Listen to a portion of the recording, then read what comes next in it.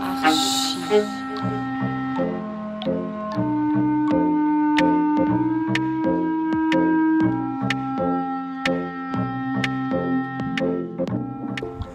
Bonjour et bienvenue dans Archi Urbain, l'émission qui vous parle d'architecture et d'urbanisme. Au menu de cette émission, nous allons vous détailler l'architecture de deux aires d'autoroute qui se trouvent entre Namur et Liège, et ce en compagnie de l'architecte Pierre Inkels du bureau d'architecture Emile Verhaegen, que nous allons retrouver directement sur l'aire de Esch en Refaille.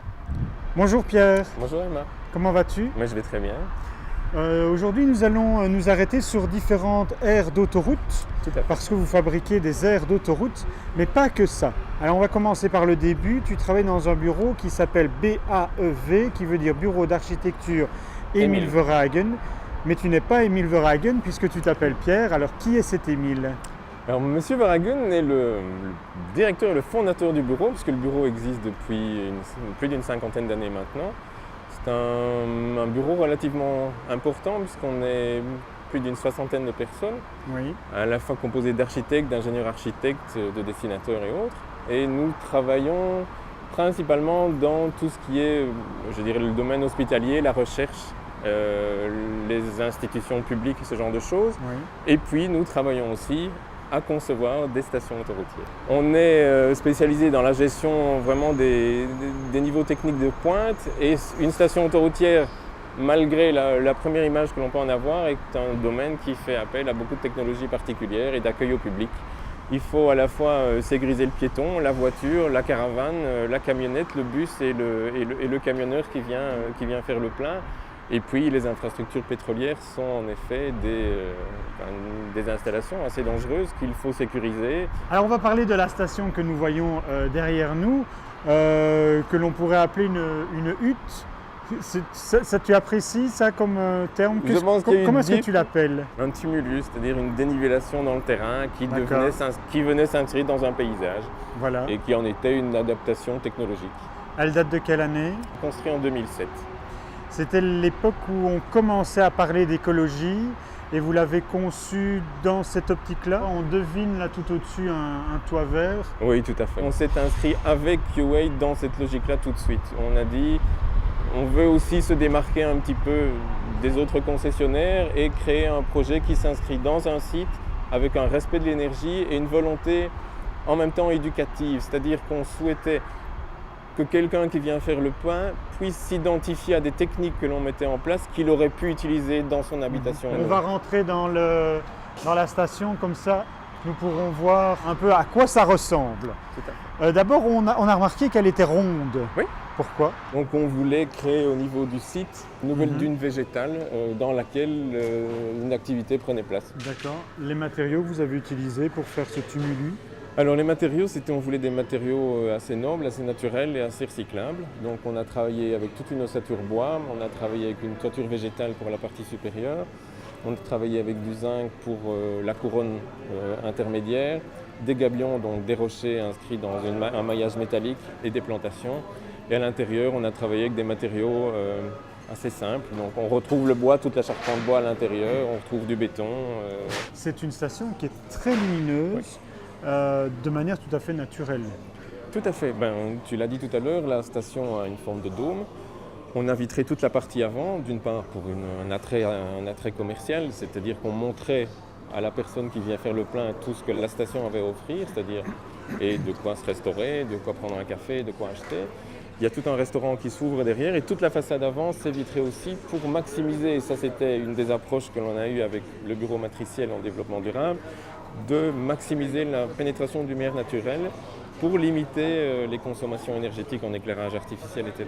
Et donc quoi? Vous avez étudié l'orientation du soleil? Donc avec le bureau matriciel, on a fait une modélisation dynamique de tout le projet, avec d'une part évidemment son implantation, son orientation et la rotation du soleil en journée, et on s'est aperçu que le soir était le plus pénalisant, le soleil est à l'ouest et le plus bas, et amène une surchauffe relativement importante. Et donc il y a des ventelles et des protections solaires uniquement sur ce quadrant-là de la partie vitrée, et le reste n'en nécessitait pas. Donc on a trouvé qu'il était pertinent de le mettre là et pas ailleurs.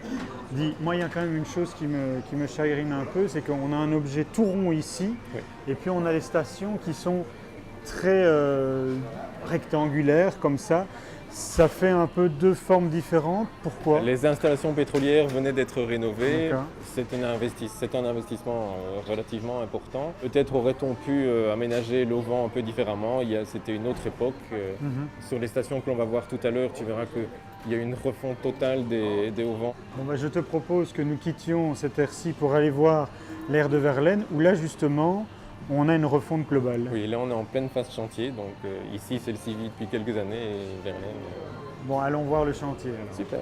Pierre, nous nous sommes déplacés ici sur une autre aire d'autoroute. On a quitté l'autoroute de Namur pour aller vers l'autoroute de Liège et nous sommes arrêtés à Verlaine. On a un peu la même problématique des deux côtés, une problématique de flux, mais dans une autre échelle.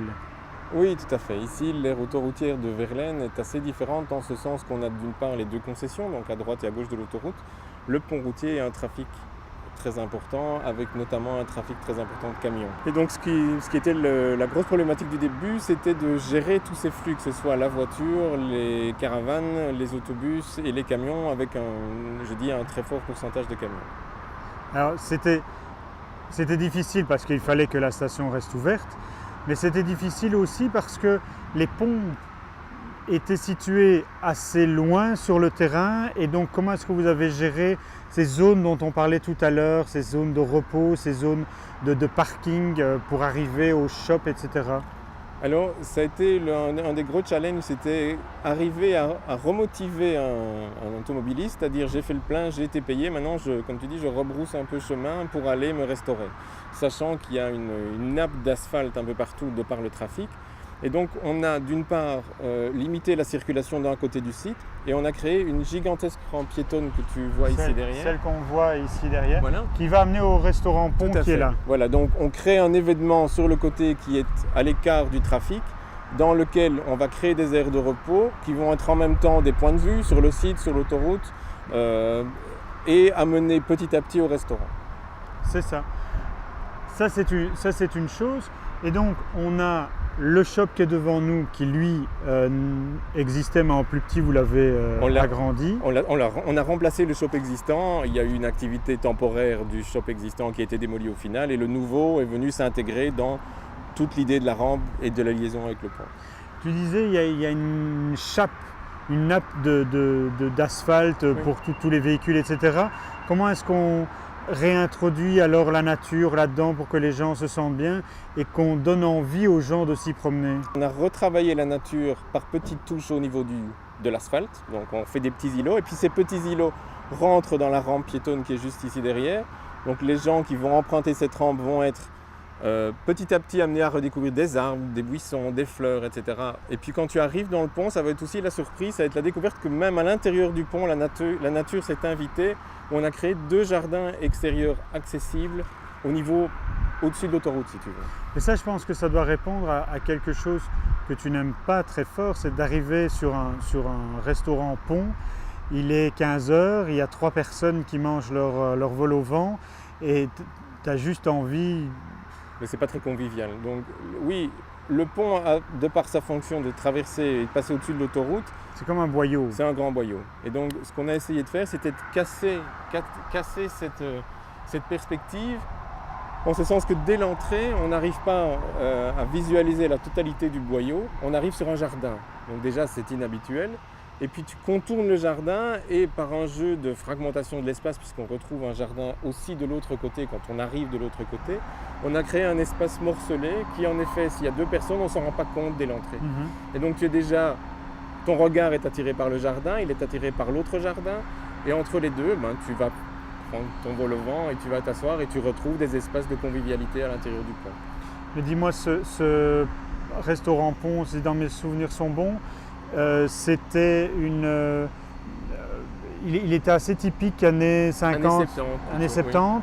Oui, c'était... Et quoi, donc vous avez enlevé ça et vous avez refait quelque chose de tout nouveau? Alors non, nous on a décidé de garder l'image des années 70 pour ne pas perdre cette trace de cette architecture-là, mais on l'a remise au goût du jour, donc on l'a vraiment relifté.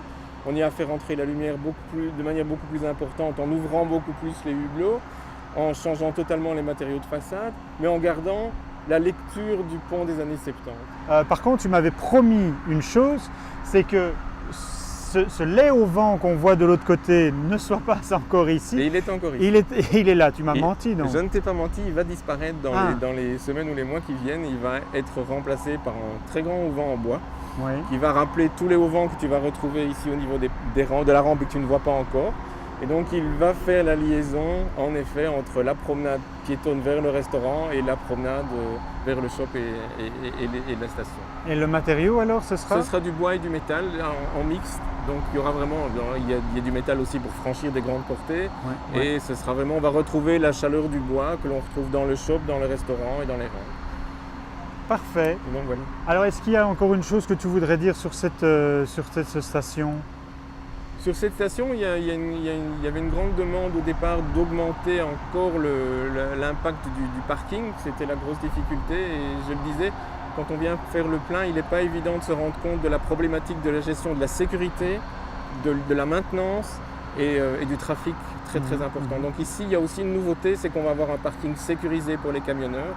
Un camionneur doit avoir, il a des longs trajets, il doit aussi trouver la possibilité de se reposer, d'être certain que son camion et son chargement va rester là. Donc il y a eu en plus une donnée très sécuritaire qui a été mise ici dessus pour offrir un confort aux utilisateurs, ce qui est finalement l'objet aussi d'un bâtiment comme celui-ci. Bon, la fin du chantier est prévue pour quand? Fin de cette année. Tu m'invites à venir manger des boulets sauce lapin? Avec plaisir. Bon, j'espère. Je reviendrai donc voir le projet fini. D'ici là, vous pouvez voir et revoir cette émission sur www.archiurbain.be. Pierre, à bientôt ainsi et merci. Merci Emma, à bientôt. Merci beaucoup, au revoir.